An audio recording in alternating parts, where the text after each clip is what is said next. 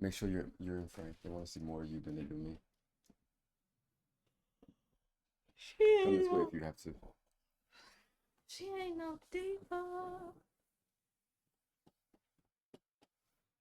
Okay.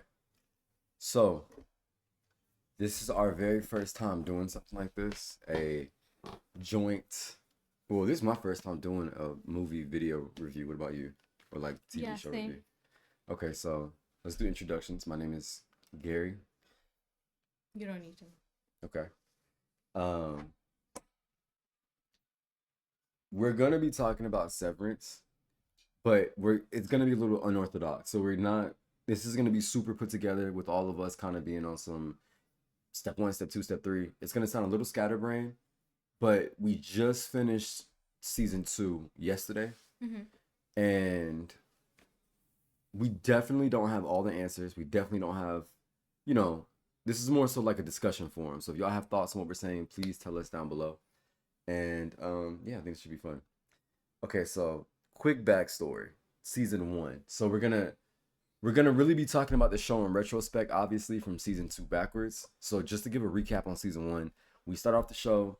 We don't know what's happening, but one of our main characters, Helly R, played by Britt Lauer, is basically awakened on this table, and it seems like she's either been captured or she's being held against her will because she has no idea why she's there. And the whole first maybe 20 minutes, us kind of figuring things out with her. That's when we meet our main character, Mark S, played by Adam Scott, and we also see don't we meet Irving in the beginning too? Yeah. So we meet Irving, played by John Turturro, and Dylan, I think, which is the last member of the MDR, was a macro data refining team.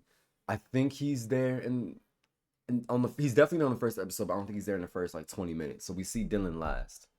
And then we also see Yul Vasquez, who's playing Petey.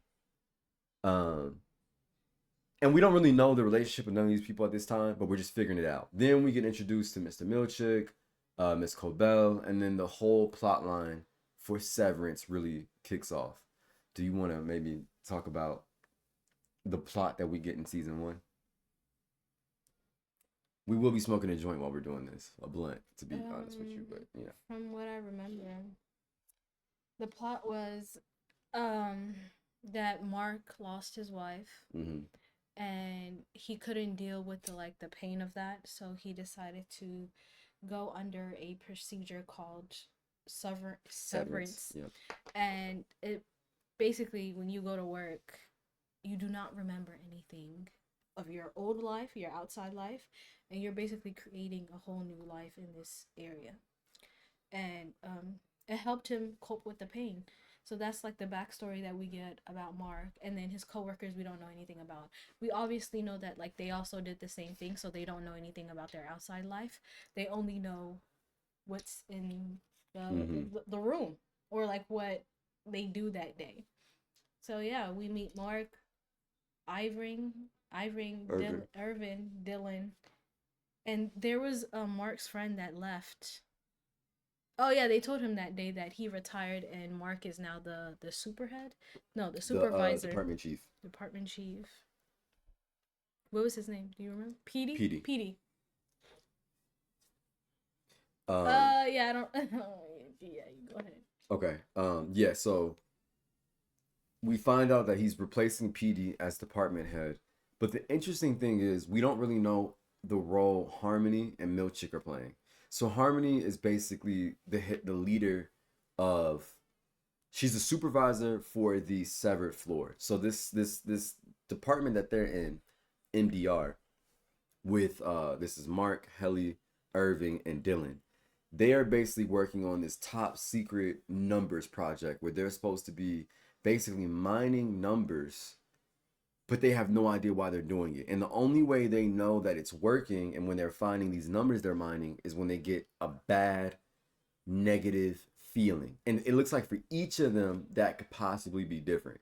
This is one of the questions that I had. So if you're at this point in time, obviously we're gonna spoil some things. So if you haven't seen it, especially Skip season two, ahead.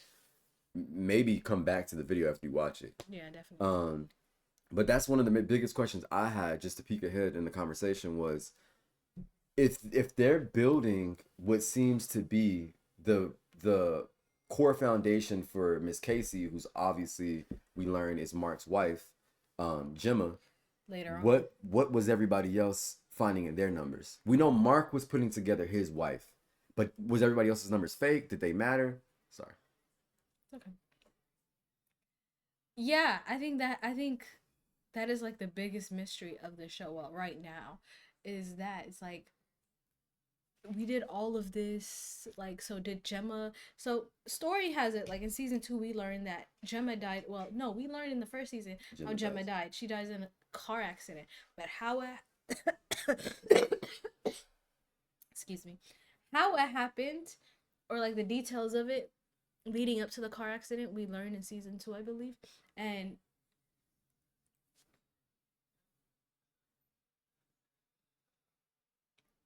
I think that's gonna be the plot for season 3. I think the plot for season 3, just again scatterbrain convo, so we're peeking ahead. yeah. The plot for season 3, I think, is gonna be from Gemma's perspective. I think we're gonna wake up Oh, from Gemma's life yeah. from the moment she starts to find out about Lumen, to find out how she got involved. I think it's gonna be Gemma's perspective, and then the background will be But how do we know? Okay, so we know that Gemma has a chip in her head. So when she enters the elevator, in certain elevators, she becomes Miss Casey. But when she's up in her explain Miss on her, Casey to them. Like, what does she so do? Miss Casey was introduced to us by Harmony Cobell, and she is wellness, and basically Miss Cobell thought Mark needs wellness, so like she would send him to basically a therapist. Okay, that's how I saw her, as a therapist, and she would sit there and like say the same old thing over and over to Mark, and then I guess that puts him in like in a hallucination. Or a hallucinogenic state. There you go. So that's how we got introduced to Miss Casey, and then later on we realized that that's his wife because we saw a picture of his wife Exactly. in his sister's house. It was in his It sister's was in his house. sister's house. He didn't have none in his house, No, or he no, got rid of he them. got rid of it. Well, he had one. Remember when he was dating that Black girl, the black girl? Yeah. Alexa. So Mark basically Was is it like the Alexa? Yeah. Mark is basically the he's basically the face of Severance. Oh, that's Go what ahead. I was saying. Gemma. Okay, so Gemma, when she enters the elevator, she goes between her innie and her outie. So we know that she's also severed. Did she get severanced when during the car accident? Like after, because it's like we thought she died. Everybody thinks that she's dead, but Hmm. she's actually alive. So was the He's car seeing her every accident? day, damn near. Yeah. Exactly, but he does not remember because it is his innie.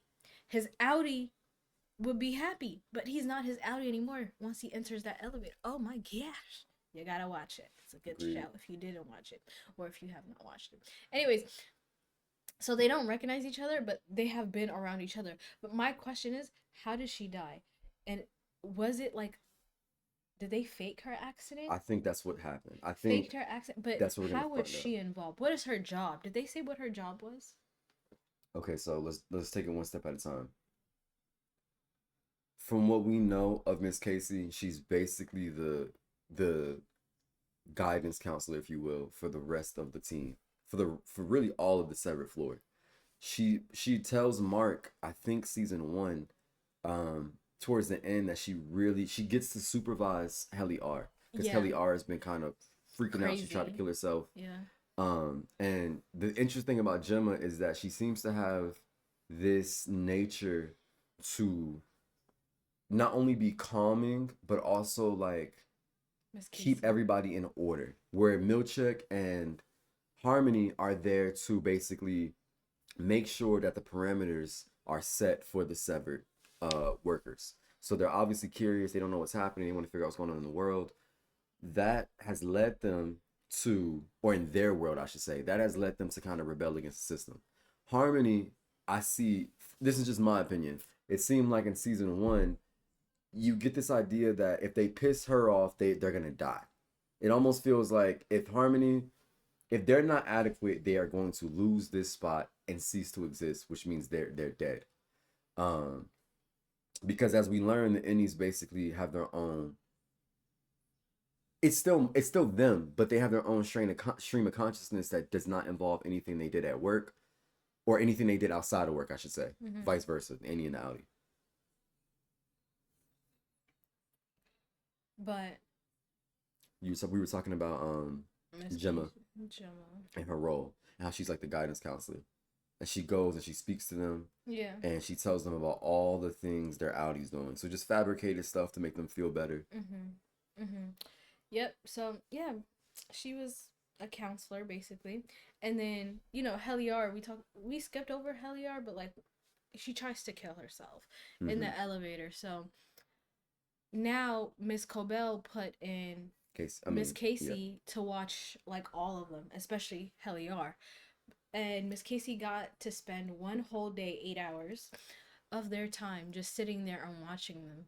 And when I remember when Miss Casey left, or she had to go back to her elevator where she's outie her, which is Gemma, she was like, the best time I spent of my life was like when I was watching you and Your team. Heliar. Yeah.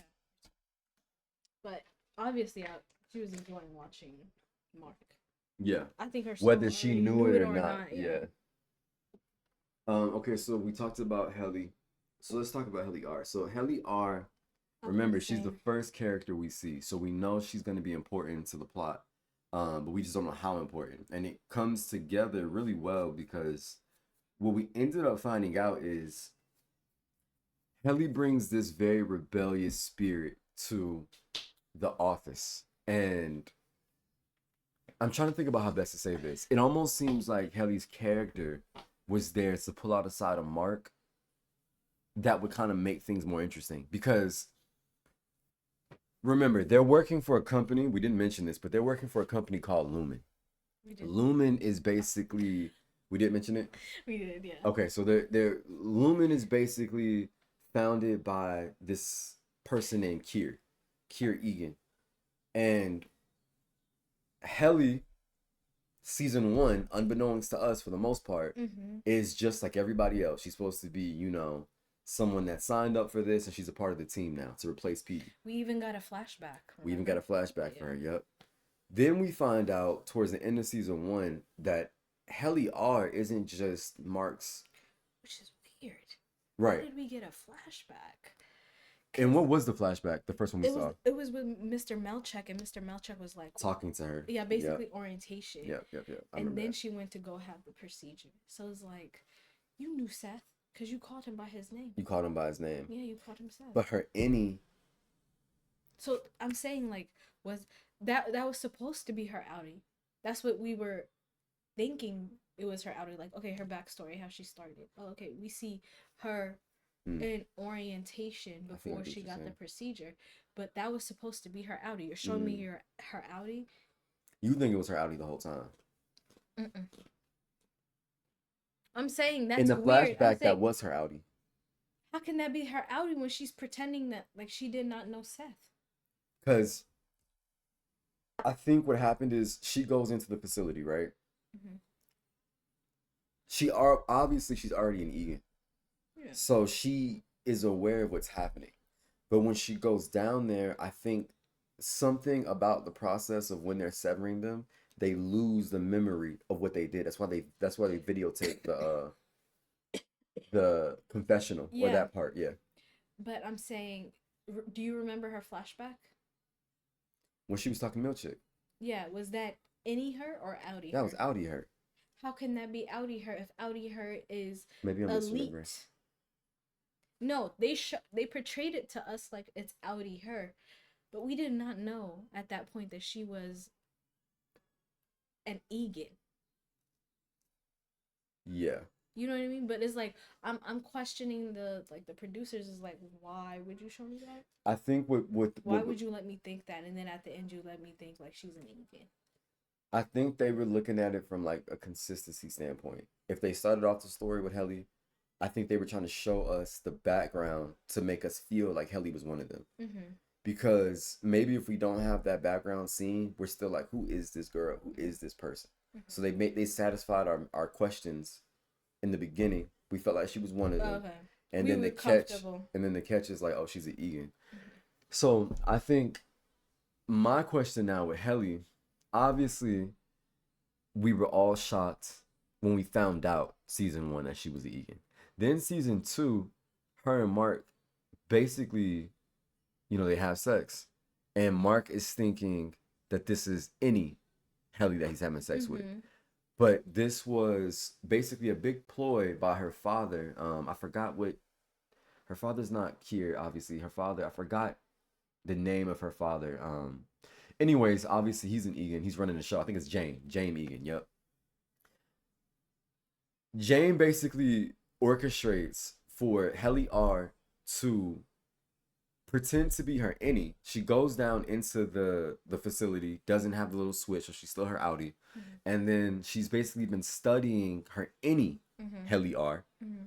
to convince the team and Mark that she is indeed who she says she is, her innie. Because remember, the war amongst the severed floor has been, who are we and what are we doing here and who else is around us? So they go Mm-hmm. find different departments, they run into different things. But sticking on Helly's storyline, when we find out that that's not Helly R, the show still doesn't tell us.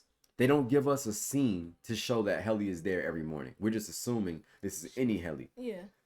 Okay, we find out this is not any Helly. This is where things to me get very cloudy, because I look at it now from the point of view of I'm always trying to figure out who Helly is when I see her on screen.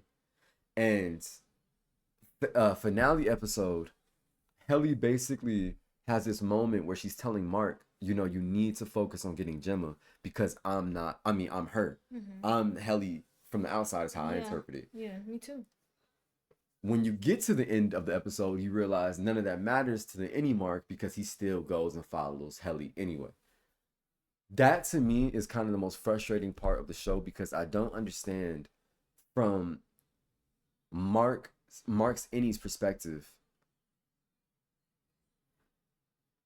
how you sacrifice your wife Gemma, even though again, remember these are two separate streams of consciousness. I know he doesn't know Gemma, Mm-hmm. but that was his motivation to kind of get free, was to Yeah. figure out what was happening with Gemma. Then he kind of has this relationship because he does get intimate with her, Mm-hmm. Innie and her outie. Mm-hmm. So he kind of develops this real tight bond that was already building. But to me, I feel like the split decision in that moment to not pursue Gemma at that finale scene is probably like the biggest question mark that left a bad taste in my mouth, because I feel like the show led it to be Gemma, Gemma, Gemma, Gemma, Gemma. And then Helly kind of wedges herself in the pursuit of what the whole show seems to be about. It seems to all be about Gemma. Yeah. So yeah, Sure. what are your thoughts on that? Or I know I kind of went on for a minute. Sorry. I think he didn't sacrifice Gemma. I think he pushed Gemma out first because She would have been good. exactly that Yeah. was he completed the mission at least. You know what I mean? But I think his heart was still there. With the severed members. I think he was fighting himself. So he's like, okay, here, Gemma, Audi Mark can have you, but I'm gonna stay here. Yeah, I think You so know what too. I mean? Yeah, that's a good point. Yeah. Because it definitely gave you the impression that Mark was trying to do right for both Marks, Mm-hmm. Any Mark and Audi Mark. Yeah. But Audi Mark was so desensitized to what Any Mark was going through, it made him even feel less of a person. That's when we can get into Dylan, because Dylan, played by Zach Cherry, was early on one of my favorite characters. I really liked his like quirkiness. Oh, do we need to? I can pause this. Okay. What were we just talking about? Heliar. Dylan. We went to Dylan. Dylan. Uh-huh. So Dylan's character, played by Zach Cherry, is kind of, he's the only character on the show outside of Mark that gets to really interact with the world of his Audi. Helly R kind of gets toyed with her Innie, and you kind of can see that fight between her Innie and her Audi, as far as you don't get the fact that Helena Egan, which is her real name, you don't get the fact that she's really has any feelings about what's happening with her Innie. She's not like Mark, where she's confused or has lost something. She was there on a mission, and she's still carrying out that mission. And I feel like that's why they trusted her to even send her Audi down there, because, you know, she's privy to all that's happening. We learn on the first kind of, you know, what the fuck moment of the show, which was finding out that Helena or Helly R is Helena Egan. So how that happens basically is Irving, the third member, the most senior member of the Severed Floor MDR's department, he basically goes on some mission. I can't remember exactly why he was walking out over there, but I think he was supposed to go see Casey. He was supposed to go see Miss Casey. So on his way to go see Miss Casey, um, Irving runs into Christopher Walken, who's playing Burt Goodman. Burt and Irving basically form, what do you call this? Like this romantic relationship. But in the beginning, they just catch feelings for each other. Yeah. So now in Bert's mind, he finally has a purpose down there. Yeah. Because what was happening with Bert before was, or not Bert, I'm sorry, Irving. What was happening with Irving before was he was getting these weird lapses where if he kind of paid too much attention to the numbers, oh, he starts to melt and stuff. The walls were like oozing blackness and the world kind of like crashed in on him. So he'd have these like weird not psychotic, but nightmarish daydreams, which we learn later with his character has something to do with Audi Irving interfering with any Irving's situation. And I'm of the belief that Irving might have done some type of severance or reintegration process. Because remember, he had all that information, he had those maps. Oh. So I'm kind of thinking Irving was more on PD's side with different things. And I feel like season 3 is going to give us backstory to how Irving got to be that. You get what I'm saying? Because they wrapped up his storyline with Bert, so we won't go back to the Bert series. Yeah. But I think Irving will come back season 3. But Dylan, we do need him back. I really like this character. Dylan becomes a sacrificial lamb because there's a big plan after Irving meets Bert with what was their department? It was R&D, research and design. So Bert was basically making part of the team that was assembling or designing the images, the propaganda images that were put around the severed floor to kind of give the workers some type of subconscious message to their purpose. Almost like, this is what our plan is, but we're not going to tell you how to decipher it, but we're also not going to say we didn't warn you. Because each of the paintings represented something different. So in the beginning, we learned that the R&D team has no idea about anybody else on the severed floor. They don't know who's there. They don't know if they're the only ones there. They just know some type of, I guess, Lumen lore where their department basically was beefing with the R&D department that Bert works for. Irving and Bert meeting is the first wall that breaks down the propaganda center that Milchick, Harmony, and the rest of Lumen have been pushing on both departments. We find out that there's this painting that they put on both sides that show this kind of massacre of the R&D team by the hands of the what am I saying? Macro Data Refining? MDR? The MDR team. There's all these abbreviations. And they also have one in their office that they were getting shipped of the same thing being perpetrated by the other side. So obviously division is being sold and they're trying to make it so no one trusts anyone, not well enough to overcome whatever it is they need to overcome with Lumen. Okay, cool. Fast forward.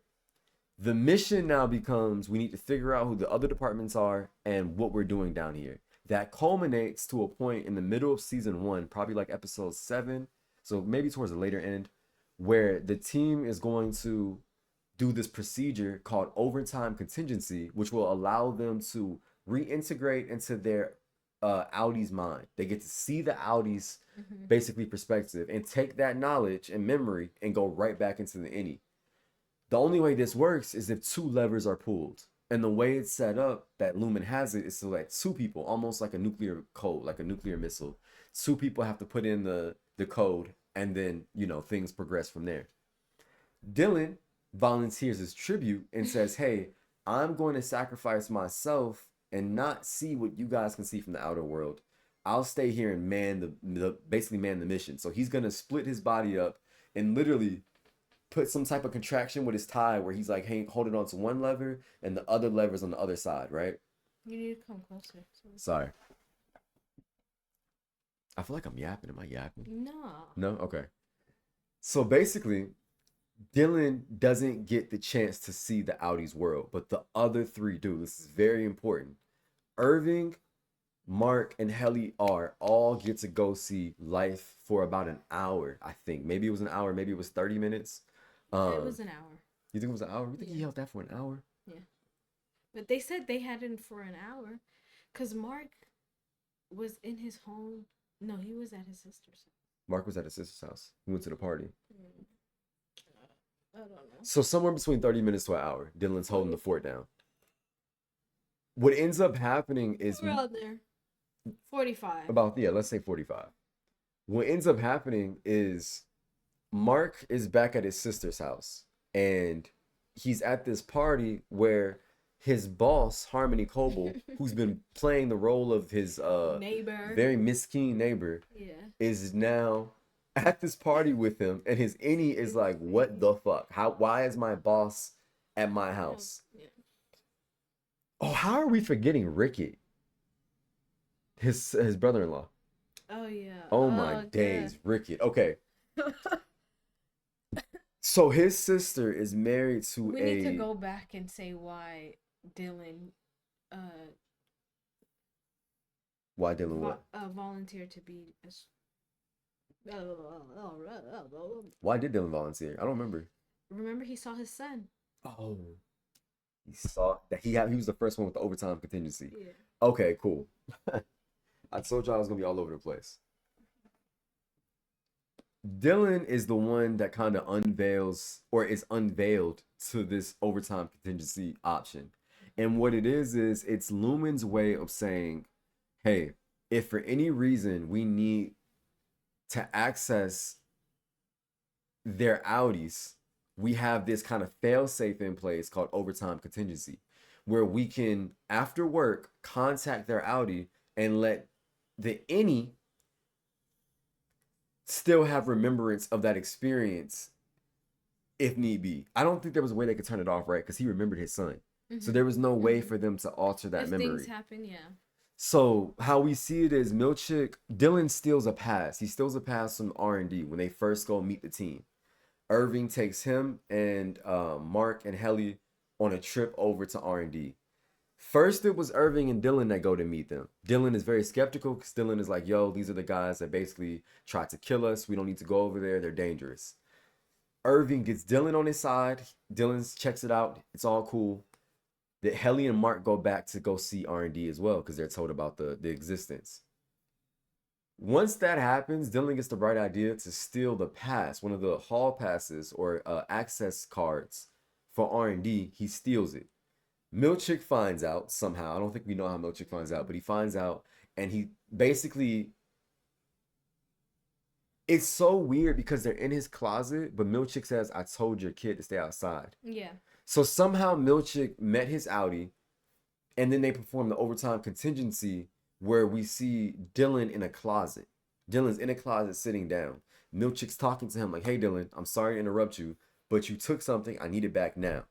And Dylan had to remember. That's why the overtime contingency had to happen because Dylan had to remember where he put it.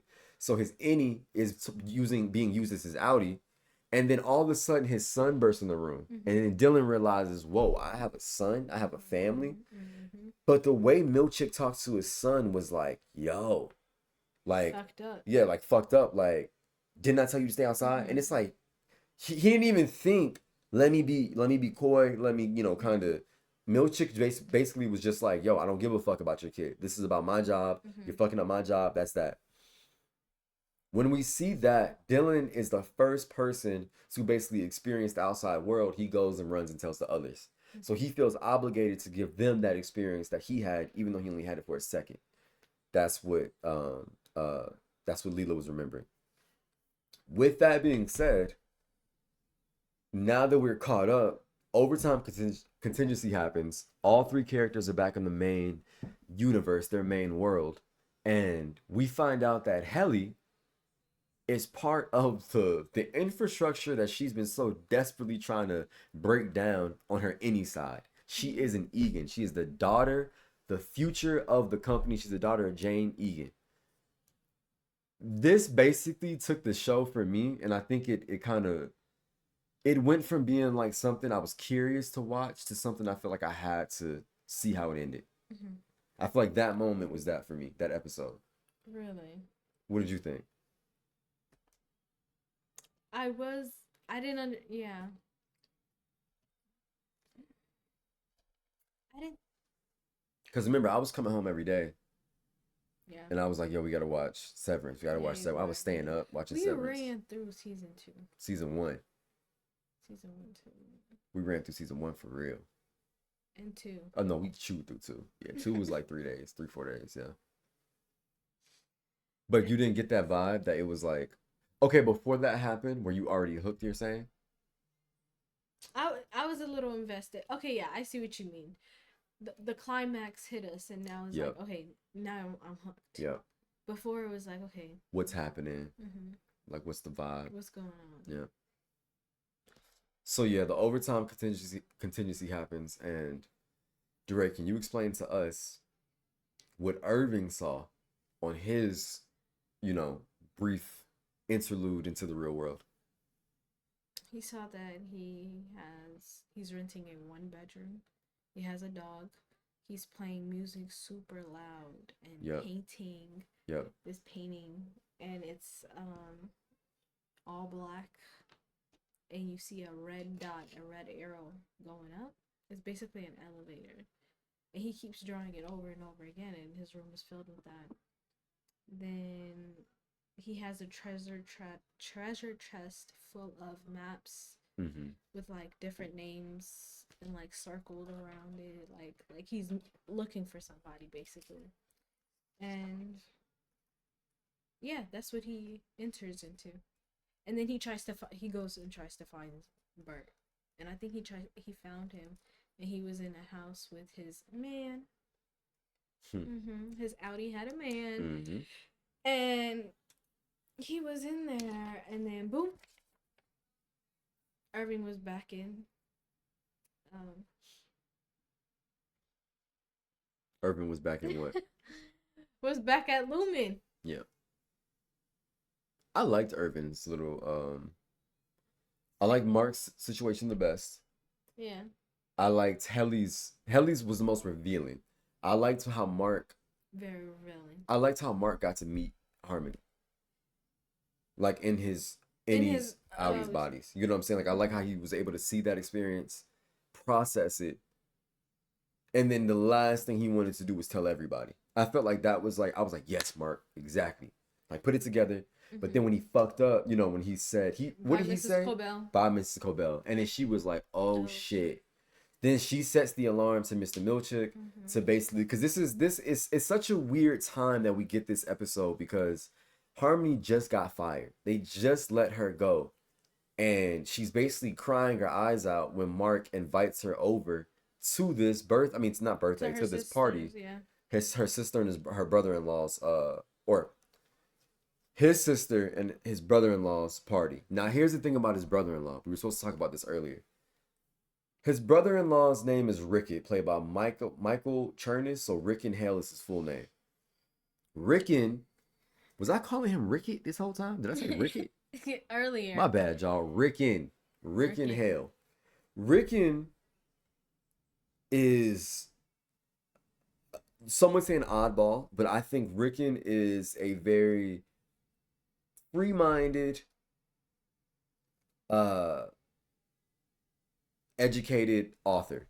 And he's been writing these books which seem to be motivational, inspirational, kind of self-help books, and he's a very popular author.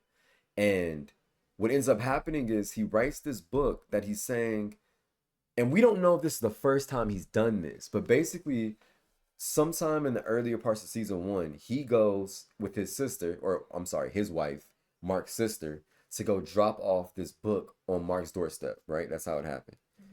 Harmony sees this while Mark's at work and steals the book.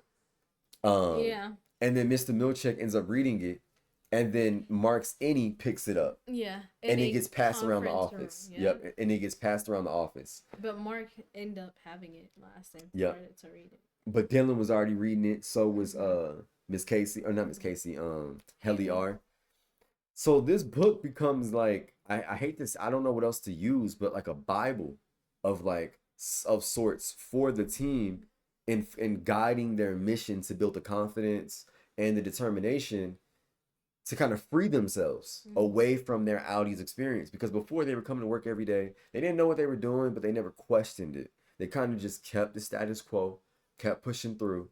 And I feel like this is the relatability for Severance to a lot of people. Speaking for myself, when you're working in an office space, when you're working in corporate America, and when you're working in general, you kind of get this idea that you're just doing something because you got to get paid. Like, I know this doesn't make sense to me, but I'm doing it because the boss says so. And this is what feeds my kids. This is what puts a roof over my head. It's Hmm. what put clothes on my back. So I got to keep doing it. They quite literally were all, except for Helly R, trying to escape some type of thing in their life. And that's why they chose to be severed. So, in a lot of ways, it was like a way for them to deal with trauma. And in our current lives, people feel like they're getting trauma directly from an improper work-life balance, directly from, lack of access to good healthcare, to free education, things of this, things of that nature kind of make us feel little as people. But they felt little in the sense of all I am to the world is this worker bee for this company where I have no idea what I'm even doing. And that whole first season is them questioning it. So when we see their background and we see Helly, I really thought to myself, wow, like it seemed like one of those Apple keynote conferences she was at, where they had like people on the advertisement boards, and I saw Mark and I saw Helly, and Oh yeah. I'm like, is this the Truman Show? Is Yeah. Mark the main character Yeah, and he for was this? teaching. Remember, he was like in front of people teaching, and he was a teacher before. Wow, that is his backstory. You Yeah. think that So connects to now, them doing that? yeah. Now think about the final. Him running away with her. Hmm. I think it was her Audi that day. But her Audi, the thing about that is her Audi never showed signs of rebellion. She never Is seemed like she didn't want to do what was happening. yeah, exact. But oh, you're saying some people mimic No, I'm saying their if that was her Audi, you think she would have ran off with Mark? yeah, because she wants the project to be complete. But I thought he did. He did complete Cold Harbor at the end. He did, but I think the overall thing is like I think they want Mark. Everything is centered around Mark. They Not want Casey or yeah. not Gemma. Yeah, I feel like they're about to replace Gemma with Mark Mark. now. Mm-hmm. You know how he went through every single room? That's what how I imagined it when they were running down the hallway. Like, oh, the you want the real price. It's Mark. And she basically got sent there to keep him there. Hmm. And they were just gonna kill her because obviously she knows her conscious self. So and she's gonna go and tell So you somebody. think it was her any?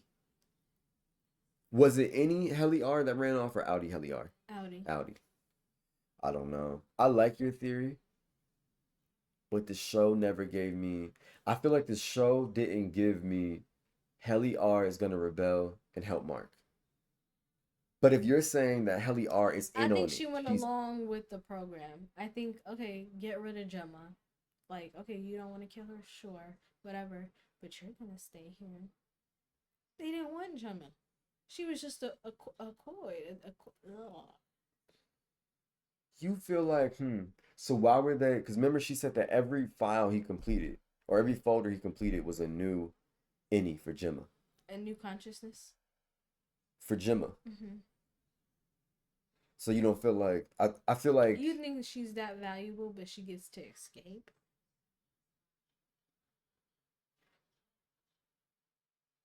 I think you have a really good point. Mm-hmm. I think you have a really good that would I feel like that's a really good prediction if season 3 is about her, like I said, Mm-hmm. and explaining maybe how she was used to get Mark. I could I want to definitely see see it. that. Yeah. Are have they been picked up for season 3? I'm not sure, but I really do feel like there's no way Apple doesn't do. I think this is like one of their bigger shows. Okay. Like this is their Ted Lasso right now. Good. Because this is a good show. It's a good show. What do you think? I'm sorry. Go ahead. What you about to say? Question is, most like the person who like created this probably only has like 1 or 2 seasons written. Yeah. So now, like by the 3rd season, You think they're gonna be freestyling? a little bit, a little bit. It's not gonna stop. I feel like it's not gonna start making sense. Well, Ben Stiller But directed it. I know he didn't write it. He didn't have writing credits, I don't think, but he directed it. And I think there was only a couple of episodes he didn't. I forgot the one. I think the Cobell episode he didn't direct, or I don't know. which Cobell episode? The one where she goes back and meets I think that's her Kelly grandmother. No, she meets that one too. That's that whole episode. Yep. Um, let's talk real That was quick. a boring episode. I like that episode, but let's talk about favorite characters and why, and then we'll go into what was the real appeal for you in the show. Like, what did you like about the show overall? You know, what drew you to it. But favorite characters. I like. And when you knew you liked them, and what made you, you know. I like Irving and Dylan because they were a duo. Yeah. What do I say about Irving? Irving was just a free spirit. He was just trying to discover himself, and it landed him in. He was by the books though. He was by the books. Yeah, his any. He was a rule follower until he met Bert. Remember, he was the one that was like, "That's not the procedure." Yeah. And he's been there the longest. Yep. So. He's the most whip. Yep. So Irvin, why Dylan? You talked about Irvin. Why Dylan? Dylan was just curious. You know what I mean? Like he just looked like, oh, you kind of like you look at him and you prejudge him. I didn't think he had a kid. I didn't think he had a wife. I didn't think he had 3 kids. I thought he was just a bum. I ain't gonna lie. He just a bum is wild. Because it's like he's overweight. Like you just you know you don't suspect stereotype. It. Yeah. I'm not saying all overweight people are bums, but he's like, okay, you severed yourself. Why'd you sever yourself? You couldn't figure out how Dylan got there. Fair. And he was like quirky. I like quirky people. He's definitely quirky. I like how witty he was. Yep. And him and Irving go back and forth. Yeah. That was and that's basically Michael and or Jim and Dwight. Dwight, yeah. Exactly. So it Helly was not my favorite at all. Yeah, I never you didn't liked like that Helly. But I did like that she was bringing some type of like excitement, because before she got there was well, I mean the show started with her, but I mean like when she was like going to go do this, write letters under her arm. I mean like write the save yourself under her arm, all of that. Excuse me, that was excitement. But she wasn't my favorite. It was like, bitch, you know what you did. Why are you trying to escape it? Yeah. Like you didn't realize what you were doing. I didn't feel bad for her, so I kind of just looked at it like, okay, she's going to get adjusted to it. I didn't feel bad for her, but I did feel like we needed that like Moses type of character, where you're going to go into their like from the inside out and awake people. And I feel like Mark had all the answers that he needed to be awakened. He just was never gonna pull the trigger. And I thought like his relationship with his sister was so that I felt like his relationship with his sister was so realistic to me. Like in terms of I could see my sister not agreeing with that type of choice to make, but still being my sister, still allowing me to come around, still being, you know, being there. But she doesn't really want me to do what I'm doing, but she's not going to stop me. And I felt like had it been his sister that was like, Mark, you need to do this, I would have been like, okay. But because it was Helly R, it made sense. Like a woman would be something that a man would be like, okay, she's saying this ain't, you know, Let me see what really is up. Plus, he falling for her, so it just makes so much sense to me. At that point, I was like, damn, that makes sense.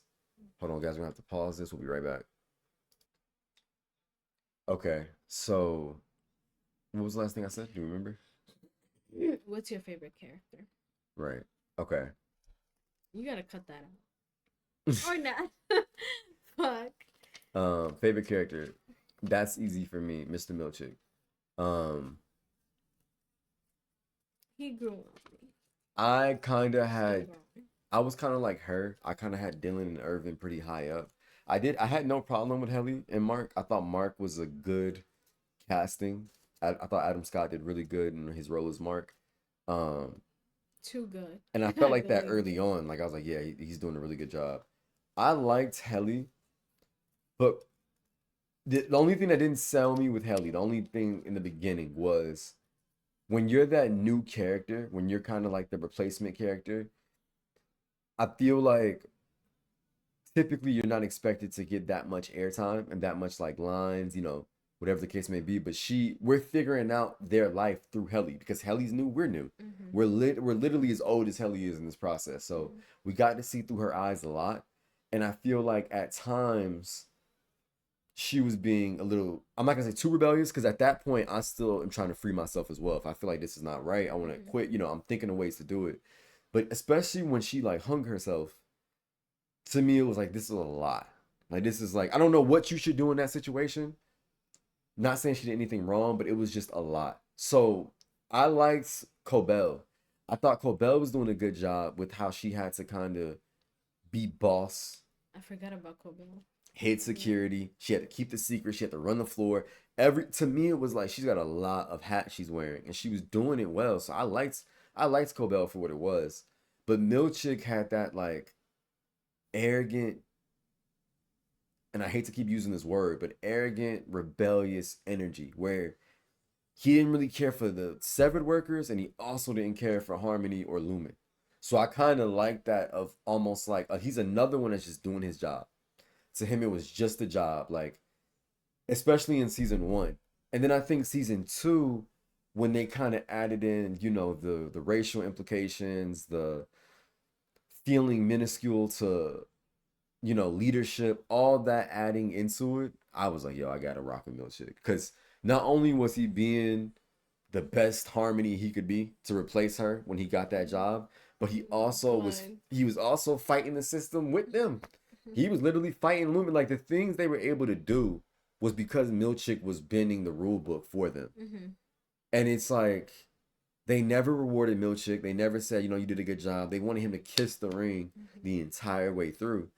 And I think that ending where he's literally the drum major for the marching band that's in there is an insane way to end the show. Like that to me felt like Atlanta. Yeah, it was You get good. what I'm saying? It Like, was a yeah, good surprise. definitely a good surprise. So with that being said, We forgot about Mrs. Hong. Miss Hong, I fucks with her. I thought she was cool.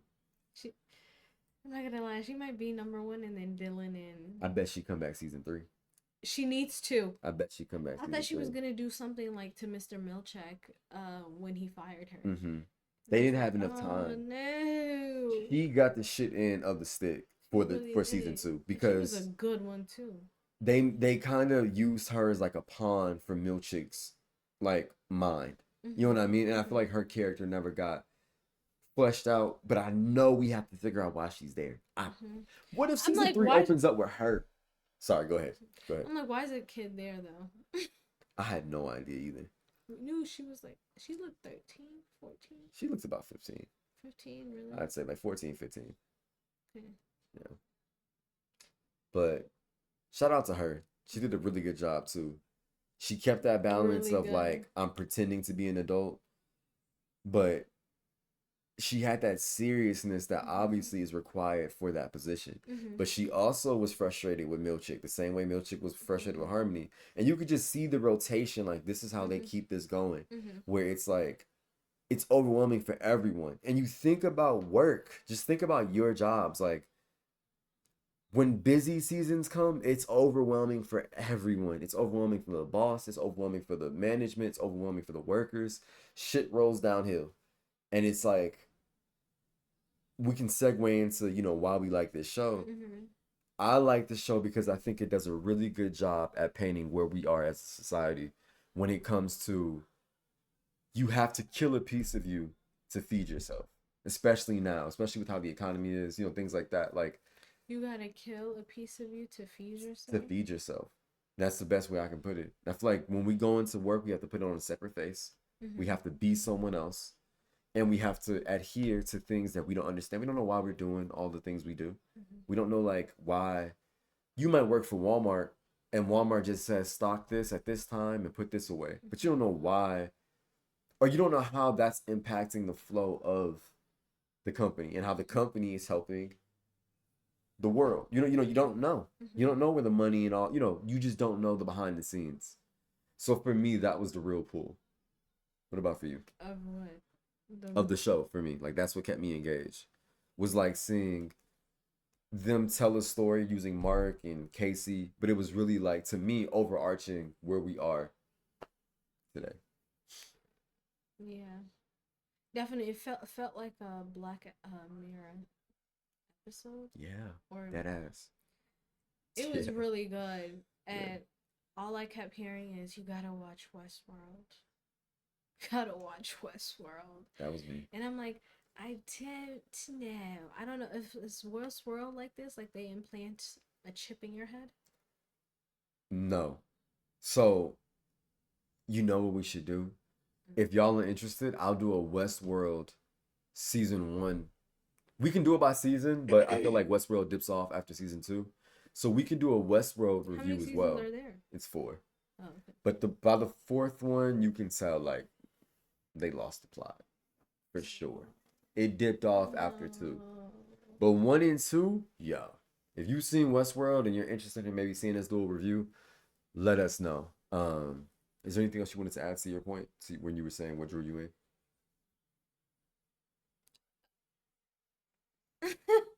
What drew me in is when they started rebelling. That's literally it. Until Yeah. then, like, I was only watching it because you were watching. Okay, that's fair. Yeah. Yeah, because you definitely weren't as excited as me in the beginning. Mm-mm. Mm-mm. I did Yeah, not pay attention, but I paid attention, but I did not pay attention. If you get what I'm saying, I get what you're saying. I think I just liked Harmony. I liked how like Cobell. I couldn't figure out what was happening. She was his neighbor. She worked with him. I Yeah, was like, and what the yeah, fuck? that was a I mystery. had to Yeah, see where that went. I didn't understand if he lived on, because remember at first we said maybe he lives on like The company Lumen property. grounds. Yeah, Yeah. exactly. Like housing is provided by Lumen, but then we were like, where are the rest? Mm-hmm. That Mm-hmm. was creepy. That was weird. Just to find out that she was in love with him. What about Irving, Stock, and Bert? Was that weird to After you? or before? Both. Like before, like that's what he chose to do with his time. Now, granted, it made sense that that's what his any wanted to do because what else could he do? Mm-hmm. But what about his husband? You don't think his husband was creepy? I thought Bert was creepy. I thought the Yeah. whole after part of Bert was like, yo, this is weird. Mm-hmm. You knew, or I told you. I thought when we were watching the last scene with them, I thought he was gonna kill Irving. I thought he worked for Lumen as some little hitman assassin, and he was gonna kill Irving.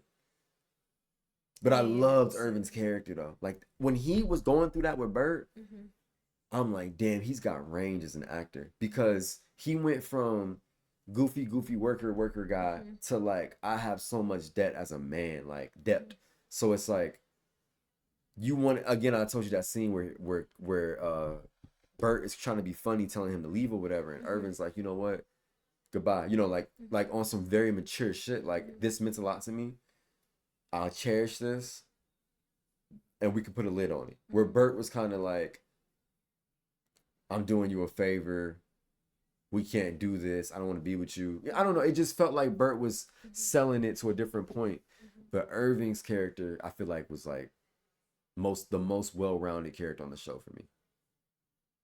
So yeah, I was also curious to see where his story went. Yeah, I wonder where he's gonna go on that train, or where that train is going. Remember the season I ended remember. with him? Yeah. That's pretty much it. Hmm. Well, we appreciate you guys for dropping by. 55 minutes of, you know, us dissecting our viewpoints and reasons why we liked the Apple TV show Severance. If you haven't seen it, if you're thinking about is this worth the Apple TV subscription, what do you think? Is this worth Yeah, it? It's worth it. it's really good. It's really good. Binge it in the first month. Mm. Use your free month. Unsubscribe. Maybe get one more show that you want to watch on the off days on Apple TV to make it really worth it. But I think if you use your free month to watch this, that would be definitely something you'll enjoy. Yeah. But we'll catch you guys next time. Let us know what else you want us to review. If not, we'll just review what we want. Peace. Like we always do.